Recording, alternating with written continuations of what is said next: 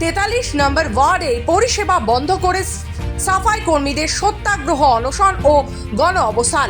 দুর্গাপুর পুর নিগমের সামনে অস্থায়ী সাফাই কর্মীদের সাথে আন্দোলনে সামিল কংগ্রেস শ্রমিক সংগঠনের জেলা সভাপতি সুভাষ সাহা সহ কংগ্রেস শ্রমিক সংগঠনের নেতৃত্ব সোমবার সকাল 8টায় গান্ধী মোড় থেকে পদযাত্রা শুরু করে দুর্গাপুর পুর নিগমের 2400 অস্থায়ী সাফাই কর্মী দুর্গাপুর পুর নিগমের সামনে সত্যাগ্রহ অনশন ও গণ অবস্থানে সামিল হন।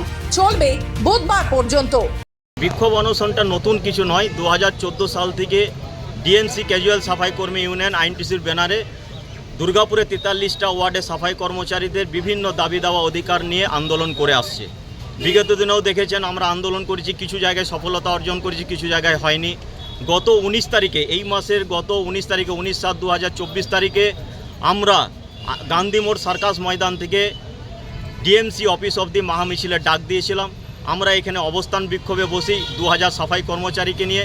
অবস্থান বিক্ষোভের পরে আমরা মাননীয় অ্যাডমিনিস্ট্রেটর যিনি আছেন ওনার কাছে আমরা 8 দফা দাবি নিয়ে এবং আসানসোল পৌরসভা 347 সাফাই কর্মচারীদের বেতন দিচ্ছে এবং দুর্গাপুরে 202 কেন, এই বৈষম্যের প্রতিবাদ জানিয়ে আমরা স্মারকলিপি জমা করেছিলাম।